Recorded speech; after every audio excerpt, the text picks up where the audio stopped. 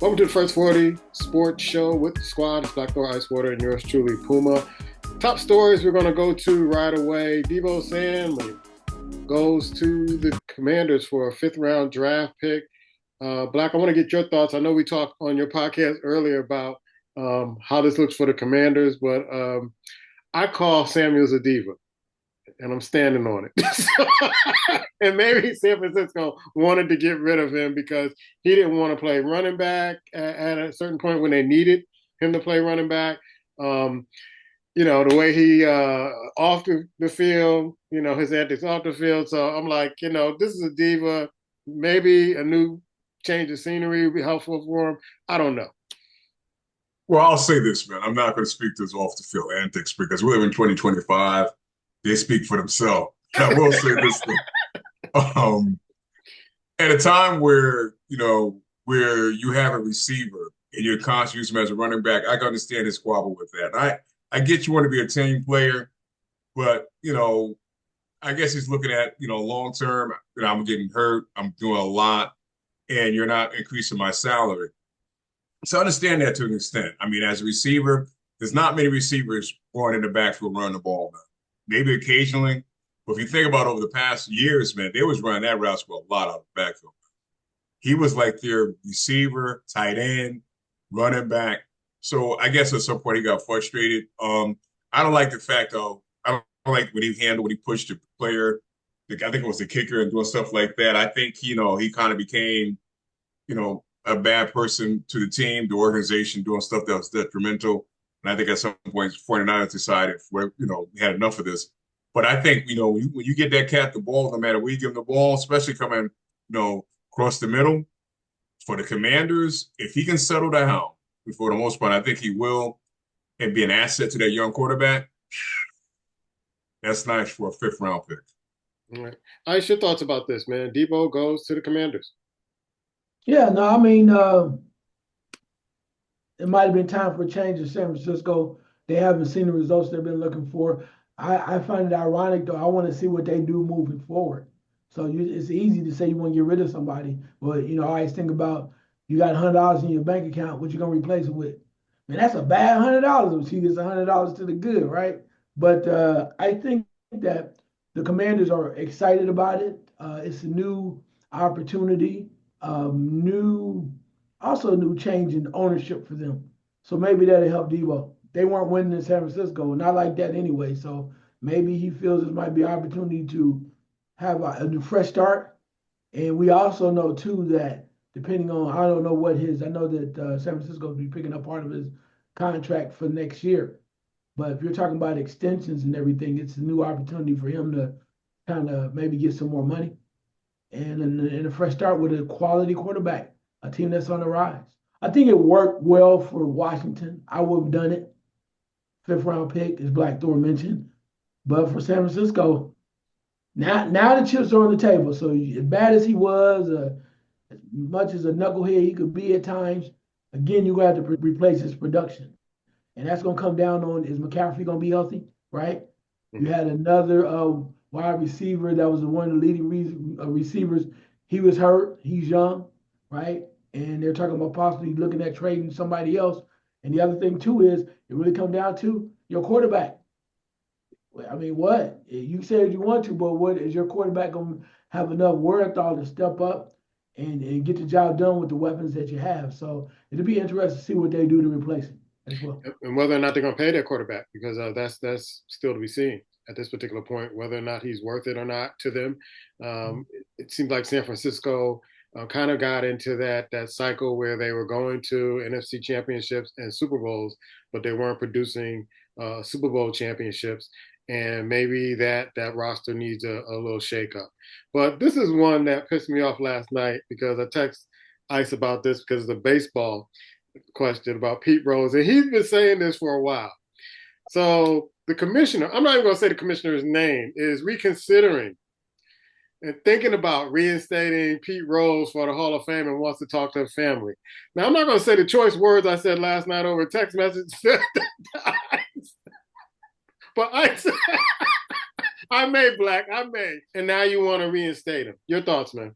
Well, I'm from what I know, and I might be wrong, but I'm gonna throw this out there. I think it's the family that's petitioning for him to get in to be reinstated.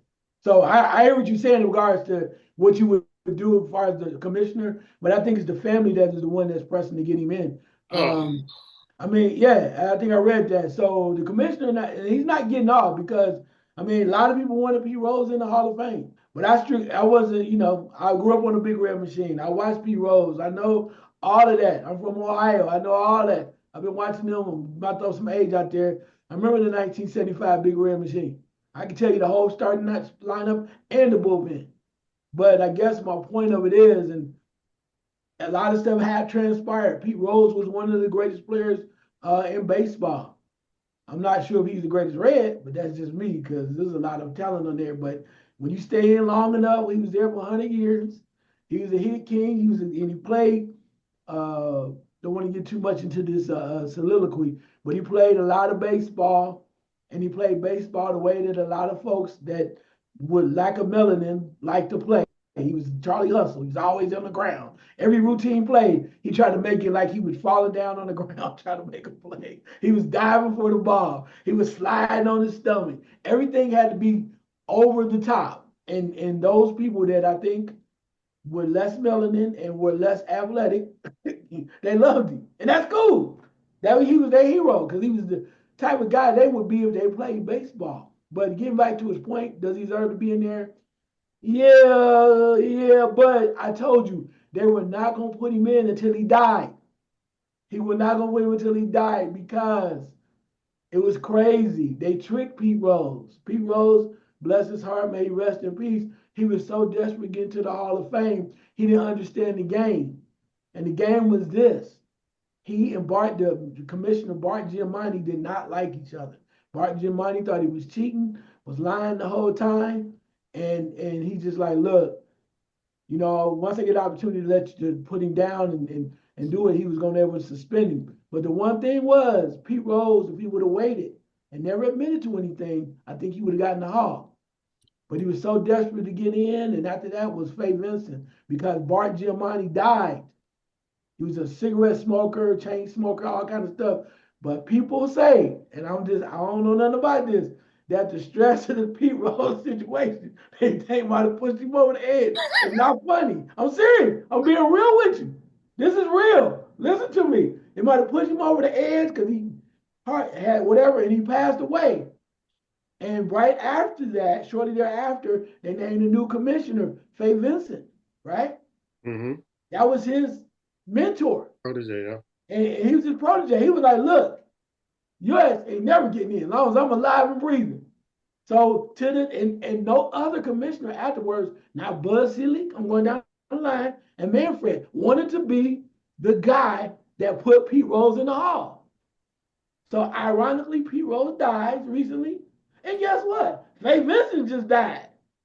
So now, hey, he's dead. Let's put him in. I'm just saying, bro. I told you that a long time ago when you talk about Pete Rose. They're not gonna put him in until he die, bro. And maybe they let him in now. All right, Black. I know you don't cover baseball. You don't even like baseball no more. But your thoughts on this, man? I don't even understand why the family would petition for at this point. He's passed, and I look at it like this. I mean, the commissioner. Is it a good PR move? If you choose to do so, or you say you want to speak to the family, the man bet on baseball, point blank. I mean, I respect the player that he is. If that's the case, go back, put Bobby Bonds in, Clemens, throw them all in there. Because if you're not going to have any, reason not to put players in, then put them all in, all at the same time. Open up the door, let them all in. But if you know he betted on baseball, he don't deserve to be in there, in my opinion. And I like people. I was paying attention to what he was doing, the stuff that I spoke about. I mean, I get it. But for all these years, if you decide not to basically break camp and put him in, don't even talk about it now. It makes no sense. The man is dead. It makes no sense. I mean, realistically, the true baseball fans know what Pete Rose, they believe he was in or out. That's enough. I mean, that's the problem with baseball. They live too far in the past. Your game is suffering. And you worried about putting somebody in the Hall of Fame? No, improve your game. Make it watchable. Make it one where people want to spend time paying attention to it. That's the least of your work. Seriously, that's the least. I mean, that's like basketball, you know, in a sense. Nobody's watching. You won't worry about the All-Star game. Damn the All-Star game. Nobody's watching the regular game. You worry about the All-Star game? That's a weekend. I don't get it. They spend so much time and energy on stuff that it's not even relevant. One other thing I noticed, and I tried to do a little more research, if a person had not previously been elected to the Hall of Fame and they passed, they never put anybody else in. So this will be a new precedent to put Pete Rose in. I know people feel he is all of that differently, and I can see that. But this is a new precedent, and maybe they need to make a change. But I agree with Black Story too. If you're gonna put Pete Rose in, let's put that asterisk on the whole damn 80s, all them home runs, and put everybody else in, bro. For real. I mean, these sports writers having all of this power right now is ridiculous. It is absolutely ridiculous.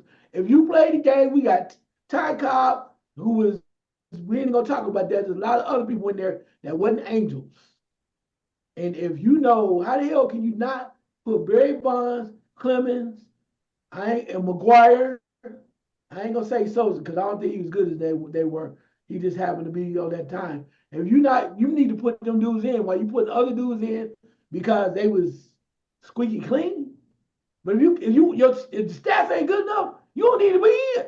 I'm sitting there going like, oh, he got in. I was like, man, come on. Yeah. Let's move to college basketball. I'm looking at some of the games. I saw some of the games last night. One of the best games I've seen all year was Alabama-Tennessee.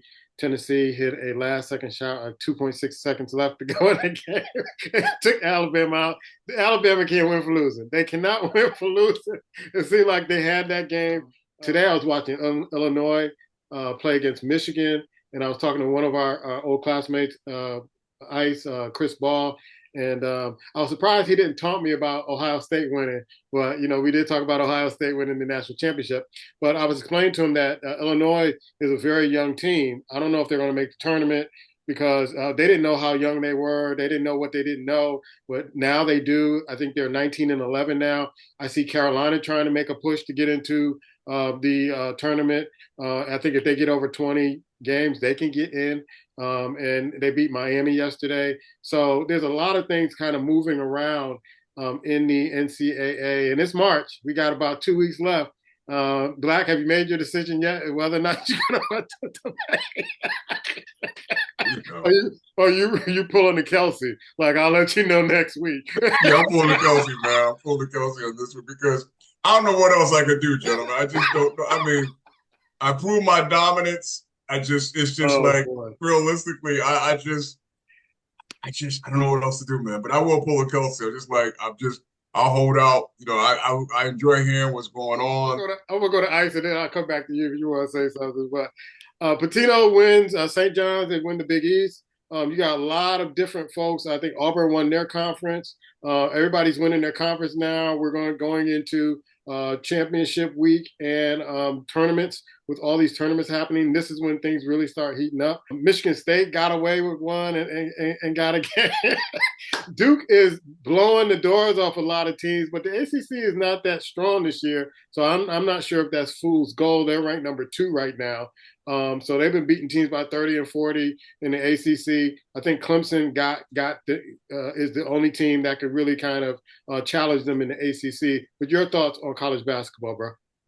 Yeah, a lot is going on. Like you mentioned before, Illinois beat Michigan by 20 at home on senior day. That was crazy. Mm-hmm. That was absolutely nuts. I couldn't believe that. But hey, that shows you anything can happen. St. John's won their first Big East championship since what, 85? 85, yeah. Yeah, Rick Pitino, that was major. Another thing to point out that was kind of crazy, did you know Kansas has lost 10 games? Yeah, Kansas is out the top 25 since I can remember at this particular time. They can still be a little scary. No, I'm not saying that, but that was to the point of the previous broadcast talking about teams that we normally think should be in the higher end. You might be in that 8-9 range, 10, 11, whatever, could have an issue where they could play against a team. So you can mess around and see, like I told you before, if Duke is the number 1 seed in the East, then they could turn around and play UConn in the second round. So, I mean, yeah, it's just one of the things like that too. But I think what I'm really looking at is there's so many key games coming up, and there's going to be bubble teams that are going to be right there, and there's going to be some other teams that are going to be positioning for higher seeds because we got a lot of games coming up. We got Auburn versus Texas A&M. A&M is on the bubble. They need a big win. BYU, Iowa State. Ohio State is lingering. They're just teetering on that bubble.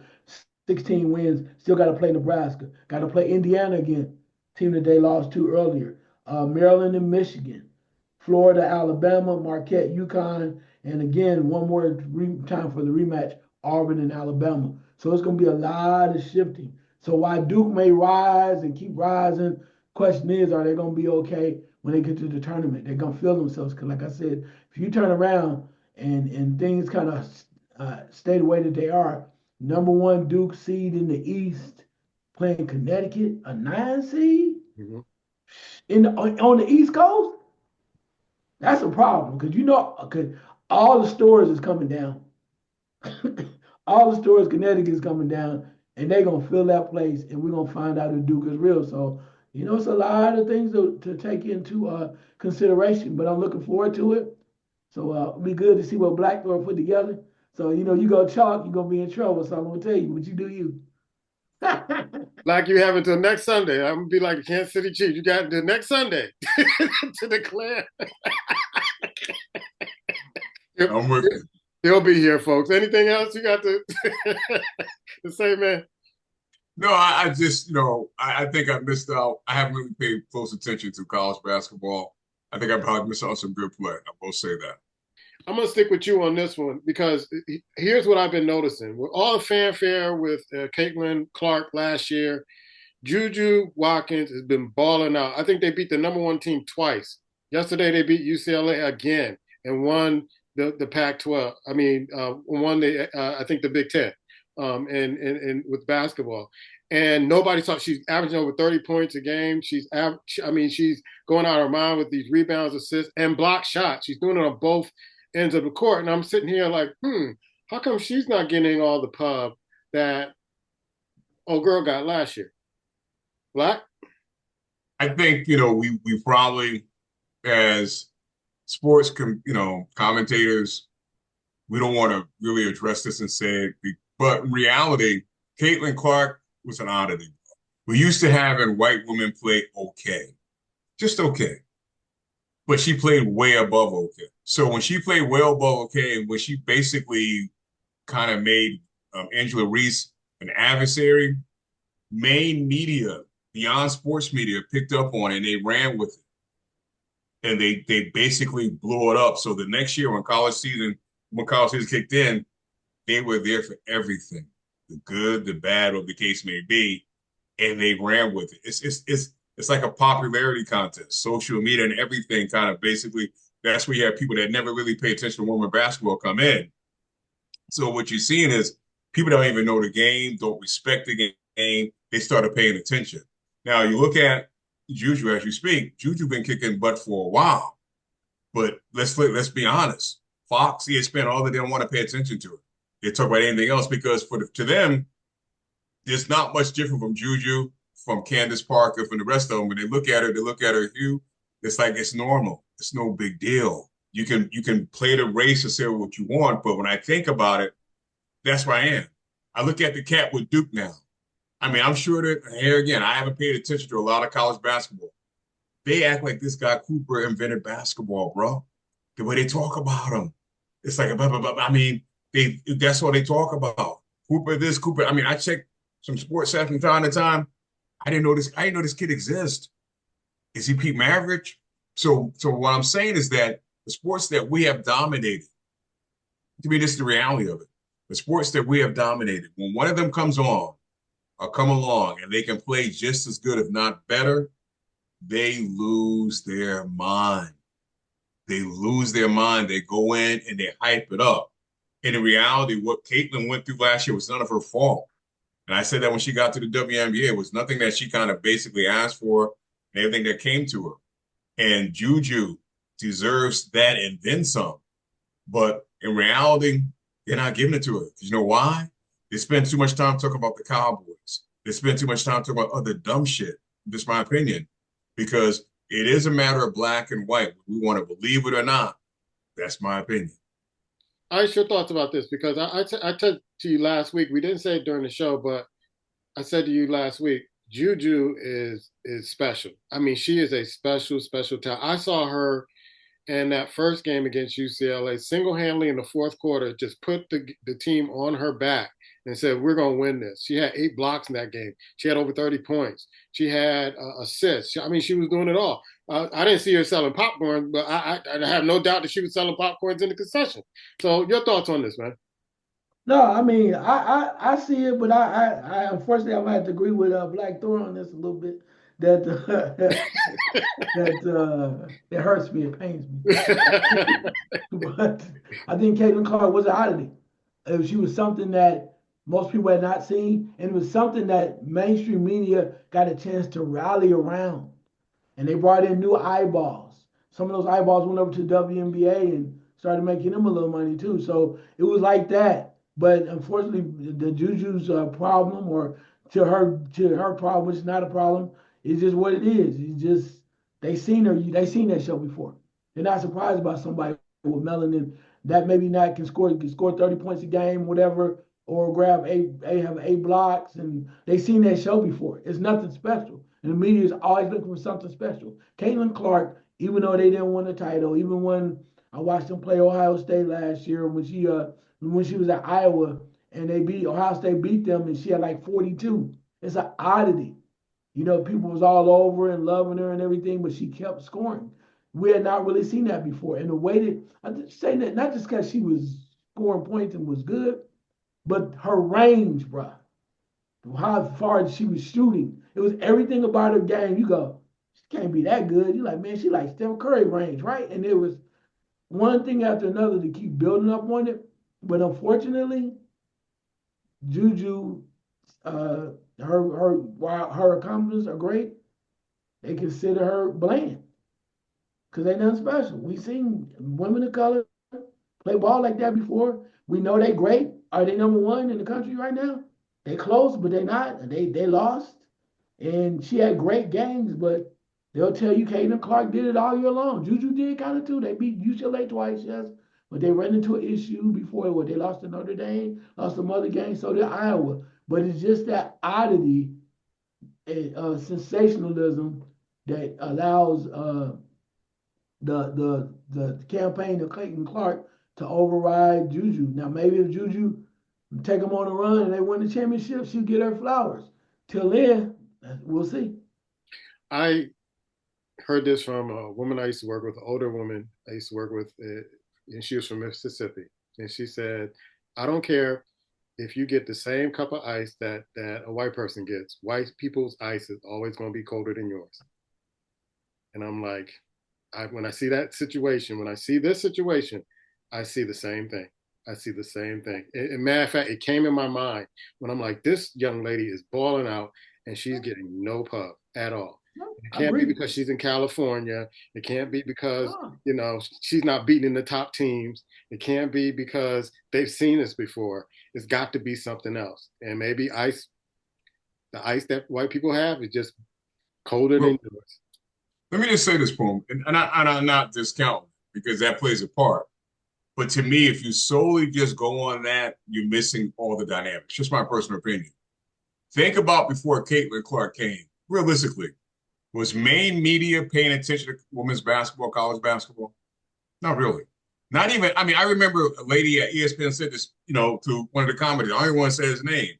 You talking about women's NBA, WNBA, like you paid attention. You weren't paying attention, right? I think you weren't. I know you're talking about. Yeah. Exactly. So my point is, prior to her, that game that she had, who was really paying attention to women's college basketball? I mean, we were because we're following the sports. So in reality, that's the thing. That's why I say she was a novelty because no one, and reality is going back to it this year because she's gone from college. Nobody's really paying attention. And so it's like what she's doing, they've seen it before. They're not really, and to me, if you're really about sports, you should be. You should not be calling. And I look at a couple of sports shows. I only watch 2 sports shows realistically that I pay attention to. And I turned them off recently after the Super Bowl. And I'll tell you why. They're talking about NFL football with this team. It's March. It's February and March. I don't give an F about what these teams are thinking about. I don't. Super Bowl is over. But that's where the sports is, bro. They hit on what they believe people want to basically hear and watch. And when it comes down to women's college basketball, it hasn't been it. It just hasn't been. Let's move on to NBA basketball. And I know we're going to go to the standings. If you guys want to go there, that's fine.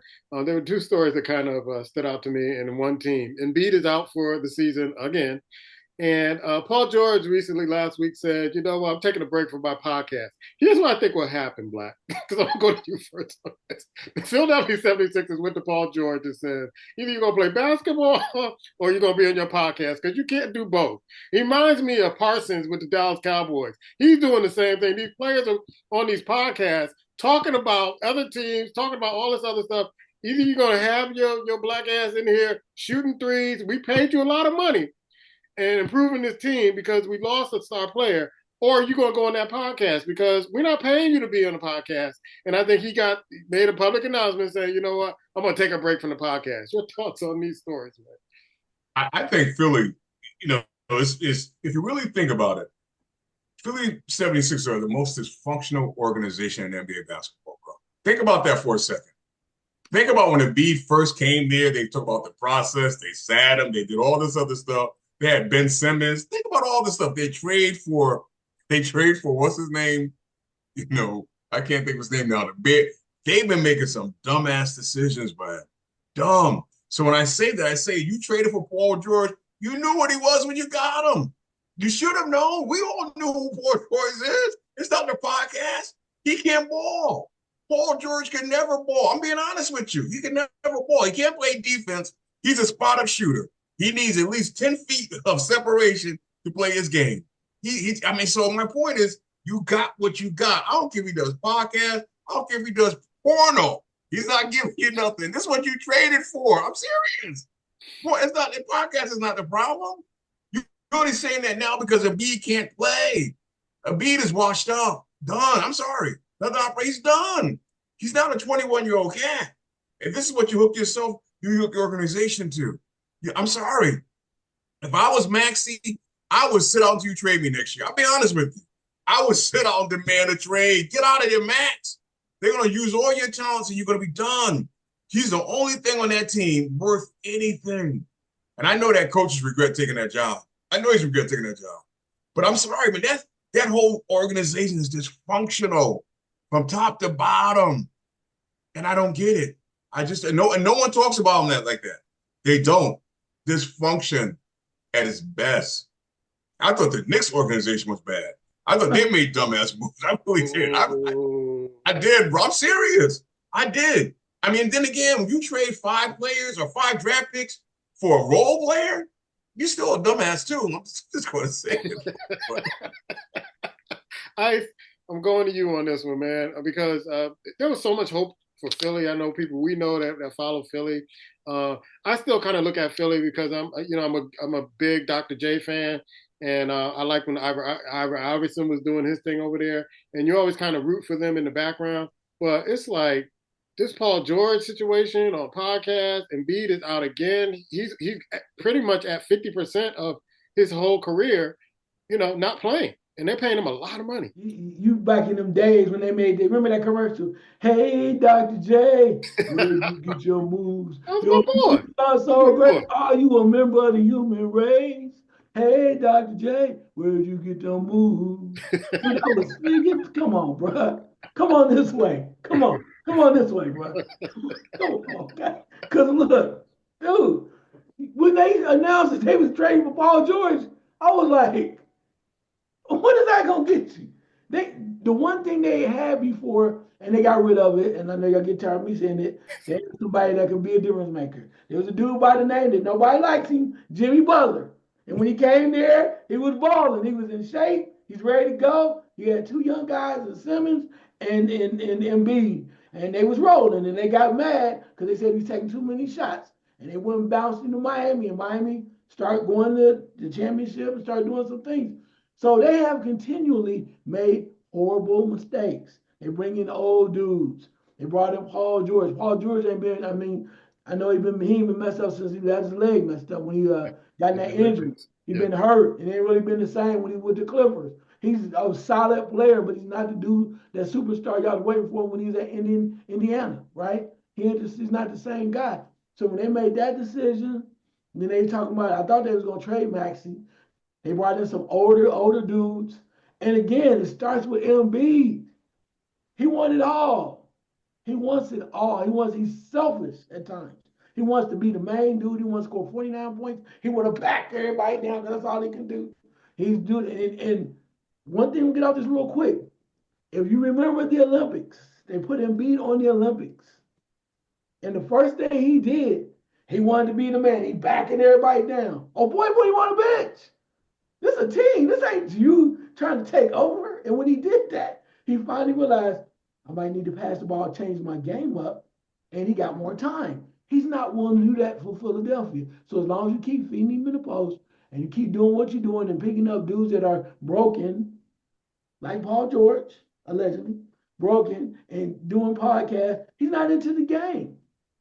He's not into the game. So you keep doing, as Black Thor said, keep bringing in these rejects and stuff people who haven't seen. They saw their best years ago. You know, you might have brought in Oladipo, hell. At least he come and play a little bit. I'm just saying, you bring in these type of guys, but they're not going to move forward. If that was them, I would try to either make a trade, get big fella out and beat out, and maybe make Maxey the guy. But you got to do something different. They keep doing the same thing over. How long did it take them to get rid of Ben Simmons?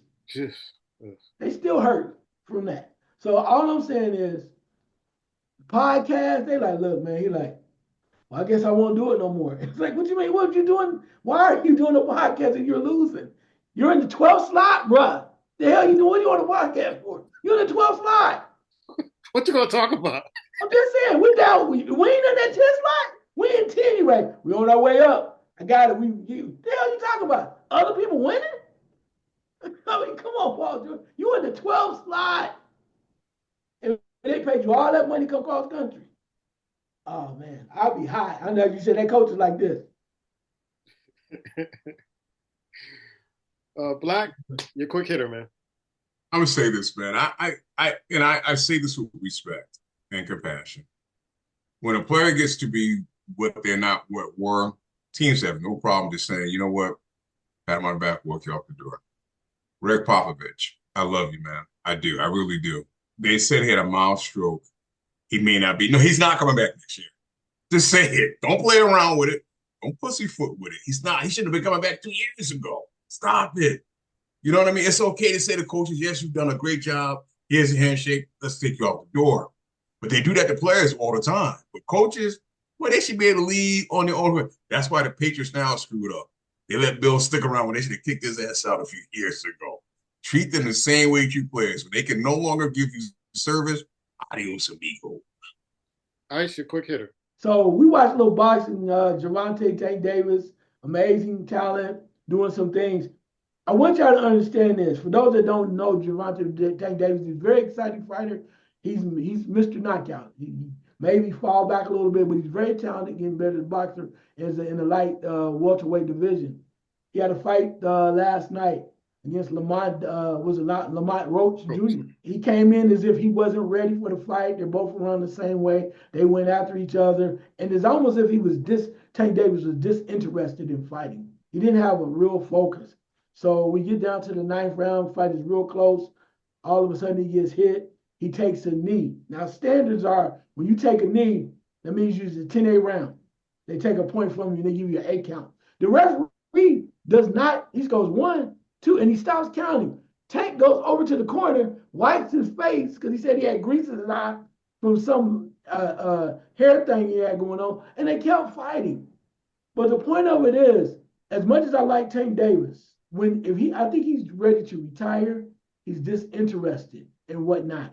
This fight came down to being a actual draw. Most people thought Tank Davis won. But I think this is one time where the judges took it in their own hands to make it a draw. where they say, hell, you didn't see that 10-8 round? We're going to do it for you. It's a draw. Finally, one time where the judges said, the ref might have missed it, but we didn't. You didn't win, and we're going to penalize you. Yeah, I thought Tank lost that fight, to be perfectly honest. So we're going to talk about that in the fight game. But he was distracted. He was not there. He was not on point. He was looking in the crowd. He was looking at the ref. I don't know what's going on with him. Maybe he's just lost that fire. And Shakur Stevenson said that a few weeks ago. Like, instead of concentrating on me, you got a fight coming up. And Roach was there to fight. I mean, these guys have fought before. So the thing I saw last night is that I've never seen Tank do back up. And Roach gave him no data to counter or do anything with. And Roach stayed in the middle of the ring. He did not get on the ropes, and he was there to fight. And they're trying to run it back. But I think the judges did Tank a favor because Tank is the money man. And if the money man loses, then where is that division? So last second shot, Black. Sounds like boxing to me. Yeah. I'm going to say this, man. This is my commentary to the producers, the writers of sports, around the globe, ESPN, Fox, whatever you are. I'm sorry, man. I don't want to hear about the draft. I don't want to hear about the combine. I don't want to hear about Aaron Rodgers. I don't want to hear about these NFL players, man. The season is over. You should be able to find other things to talk about in sports than the NFL. It's not an all-year league. It's not. I know you want it to be. Stop riding their job. Do your job. Ice, last second shot. I've been reading up on some stuff. First, I thought it was like a little blurb, and then it kept growing. Now it's growing even more. The fact that somebody mentioned that a nationally recognized sportscaster / celebrity should be considered as a damn presidential candidate for 2028. And I'm like, this is a sports dude. And they go, well, no, he really shown some branching out some other things. I'm like, until you show me that you worthy, that you know what you're talking about, I don't care how many times you show up on Fox. You got to show me. Until all I want to hear, if you can't tell me nothing else, until you show me differently, all I want to see you, bruh, is telling me about the sports or bad commentary of how you hate the Dallas Cowboys. I take that all day long. Well, you, a serious contender, is it to the point that one particular party is so desperate for a candidate that they reaching for sports? You mean there's no young, vibrant, up-and-coming young person coming through the ranks that you're really excited about so they can step into the next time and take you to the next millennium, what have you? You go to a sports dude? I don't care how popular he is. I'm sitting there going like, I must be losing my damn mind. Because I know one thing, you can tell me sports, but politics, that's a different whole damn arena. Until then, are y'all motherfucking crazy? Maybe I am, and I'm cool with that. Thank y'all. So from famous movie Hudson Hawk, when Sandra Bernhard said the world is jam-packed with idiots. My last second shot is there was a NFL player, Tucker, who had a lot of allegations against him, but you ain't hearing nothing about it. Jason Whitlock, what's up? You're not going after him. Now Tucker was black, I believe you'd be all over him. Stephen A. Smith, nothing about this dude? Nothing? The networks, nothing? Why aren't you covering his story? But Watson did it, you're all over him. 24 hours, 7 days a week. Not a word? Help me out here. Help me understand there. As the younger people say, make it make sense. That's our show. We'll see you next week.